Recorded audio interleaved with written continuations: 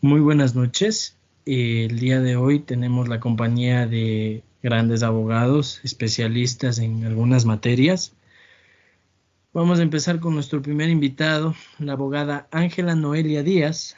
Ángela nos va a hablar sobre el texto de los principios y reglas del derecho ambiental del autor Néstor Caferata. La abogada Noelia Díaz es especialista en derechos humanos. A continuación tenemos a la abogada Emilia Macarena. Emilia Terán Albán, abogada por la rama de Derecho Civil, nos va a hablar sobre el texto de la opinión consultiva OC-2317 de la Corte Interamericana de los Derechos Humanos. De igual manera tenemos la intervención de los abogados Diego Marcelo Vega y Axel Josué Arboleda. Diego Marcelo, abogado especialista en Derecho Civil, nos va a hablar sobre el texto del constitucionalismo ambiental en la nueva Constitución del Ecuador por parte del autor Luis Fernando Macías Gómez. El abogado Axel Josué, especialista en Derecho Civil Ambiental, nos va a hablar sobre el texto que nos trae a colación el autor Raúl Canosa Ucera con los aspectos constitucionales del derecho ambiental en España. Listo, muy buenas noches a los estimados panelistas presentes en este debate en gradas. Soy Diego Vega y bueno, voy a tratar de explicar cómo fue que los derechos de la naturaleza fueron instituidos en nuestra Constitución desde la perspectiva del texto del autor Luis Fernando Macías Gómez. Hay que mencionar y diciendo que la Constitución, la consagración de las nuevas gamas de principios ambientales, así como otro tipo de novedosas figuras jurídicas de carácter ambiental dentro de nuestro texto constitucional ecuatoriano, siempre ubica al Ecuador en la lista histórica de países pioneros en el ejercicio del constitucionalismo ambiental, dado que estos, como sabemos, son como que derechos de tercera generación y se los ha incorporado en nuestra Carta Política como un derecho en sí mismo a la naturaleza, así como los derechos que como sujeto le son propios. Y es tal que ya lo encontramos materializado desde el año 2008 en el artículo 71 de nuestra Carta Magna, ya que la Constitución es el único mecanismo viable para organizar el Estado, de acuerdo con unos objetivos y valores precisos. Dado así, el medio ambiente se convierte como que en un paradigma de obligatoria inclusión en la acción de los estados y debe introducirse en las constituciones. Pero en el Ecuador sucede un caso bastante curioso, ya que se habla además de otros aspectos más precisos, como la naturaleza y la biodiversidad, entre otros principios que están abarcados en este. Y aparece así convertido en un nuevo derecho fundamental, los de la naturaleza, que son de obligatoria protección por parte del Estado y se convierte en un deber de los ciudadanos protegerla. La Constitución permite que las relaciones sociales se enmarquen dentro de un principio de armonía entre todos los principios y derechos, pero obviamente esta no está ausente de conflictos, ya que para que estas diferencias surjan y se resuelvan dentro de un marco normativo preestablecido, como ya lo tenemos en nuestra Constitución, dada que la constitucionalización del medio ambiente busca, además de que las relaciones sociales sean armónicas con la naturaleza, estas siempre convivan en total parsimonia para que todos los conflictos que puedan originarse se puedan resolver con una debida aplicación de los derechos y principios consagrados. Por eso cabe mencionar que, en efecto, si la naturaleza es considerada como un sujeto de derecho, no podría ser objeto de apropiación, por cuanto no es una cosa sobre la cual recaiga algún tipo de propiedad o algún tipo de apropiación. Además, su aprovechamiento estaría restringido, con lo cual se entraría en una contradicción con el principal objetivo y columna vertebral de la Constitución ecuatoriana, como es el del buen vivir, el cual, además de ser un derecho, es parte estructurante del modelo de desarrollo del Ecuador tendiente a garantizar las garantías y derechos de los ciudadanos, tal y como se podría ver en lo establecido en los artículos 319 y 340 de nuestra Constitución, dado que estos artículos consagran la necesidad de aprovechar los recursos naturales, es decir, de la naturaleza, y esto va un poco deslindado con los derechos de la naturaleza en sí. Pero como se ha mencionado con este texto, al momento de constituir estos derechos y principios en la Constitución, hace que el manejo por parte de las autoridades judiciales deba ser mucho más cuidadoso y precautelar de mejor manera y en armonía estos derechos. Hasta aquí mi intervención. Buenas noches con todos los presentes. Es un honor para mí estar en este debate compartiendo con tan distinguidos colegas. Quisiera continuar con el debate desde una perspectiva ambiental y constitucional. Este es el libro del señor Néstor Caferata, el texto que yo analicé. Y si se me permite, quiero tomar la postura de mi colega Diego Vega, desde el análisis que hace de la perspectiva biocéntrica. Para esto quiero empezar diciendo que actualmente existe un paradigma ambiental que implica no solamente un cambio de los métodos jurídicos, sino un cambio de la visión del derecho en general. El paradigma ambiental implica reconocer como sujeto de derecho a la naturaleza y a la sociedad, a la naturaleza desde una perspectiva biocéntrica y no antropocéntrica. Y es aquí donde quiero hacer mi argumento en contraposición para poder expandir nuestra visión de lo que implica el antropocentrismo en el derecho ambiental. El derecho ambiental es un derecho revolucionario, estas son palabras de Eduardo Figueretti. Y según Ochoa Figueroa, el antropocentrismo se centra en la creencia de que los humanos son superiores al resto de la naturaleza, por lo que como resultado se considera al resto de la naturaleza valorada en función de lo que puede aportar esta a los seres humanos.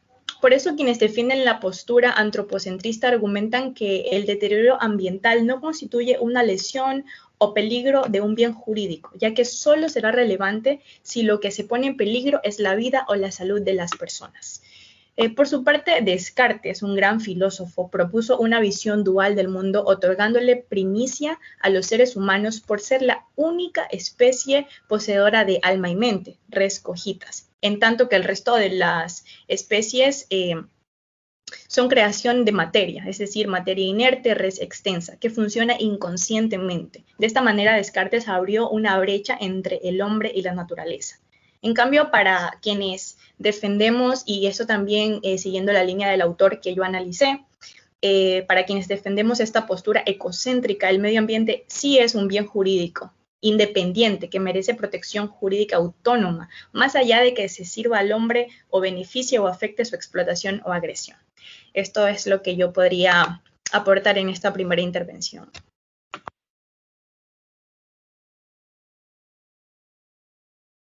Buenas noches, estimados colegas. Es bastante grato para mí poder compartir este debate con tan grandes profesionales. Bueno, en este espacio yo trataré a profundidad de abarcar el texto sobre la opinión consultiva OC-2317. Como ya lo mencionó tan ampliamente mi colega Noela Díaz, pues el antropocentrismo es una teoría filosófica bastante amplia en la cual se concibe al ser humano y sus intereses como el centro de todo, lo que se produce una supeditación de lo demás, quiere decir seres vivos, medio ambiente, etcétera, a las necesidades y bienestar del ser humano. Bajo este régimen del antropocentrismo del que tanto estamos topando, han nacido normas, corrientes ideológicas, posturas políticas, mediante las cuales, situando al ser humano en el centro, manipulan en el medio ambiente hasta el punto de destrozarlo, sin reparar en el que el deterioro causado a la Tierra desembocará tarde o temprano en un daño a la propia especie humana.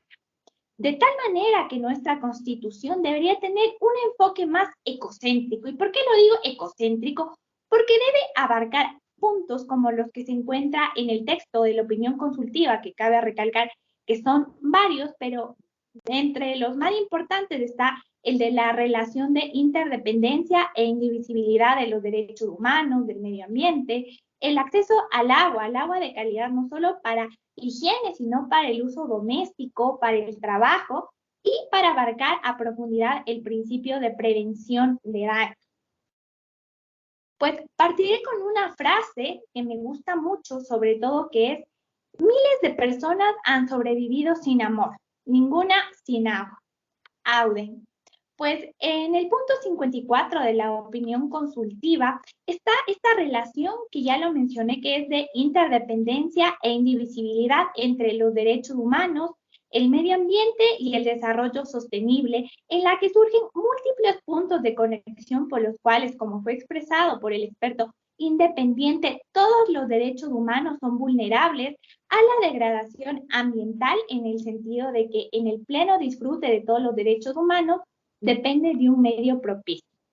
Es decir, que se debe tener presente la relación de interdependencia e indivisibilidad entre los derechos humanos. Todos los derechos humanos dependen el uno del otro. Eso hay que tenerlo muy en cuenta, porque en un ecosistema saludable depende de quienes lo administran los derechos a la propiedad privada, a la salud, al agua, a la alimentación, lo hagan con total responsabilidad. El derecho a la salud depende de quienes administran las fincas agrícolas y ganaderas ubicadas junto a un río, no lo contaminen, porque al hacerlo la comunidad verá afectado seriamente su derecho al agua, a la alimentación, al emprendimiento privado. Viceversa, si es que el hospital que vela por la salud de la población arroja sus desechos peligrosos al río, afecta gravemente todos los demás derechos al contaminar el medio ambiente.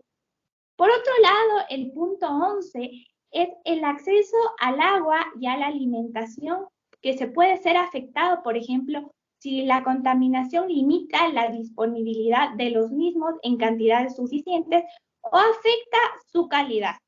Aquí cabe destacar que el acceso al agua incluye el acceso para uso personal, para uso doméstico, que comprende el consumo, el saneamiento, la colada, la preparación de alimentos, la higiene personal y doméstica, incluso para el trabajo.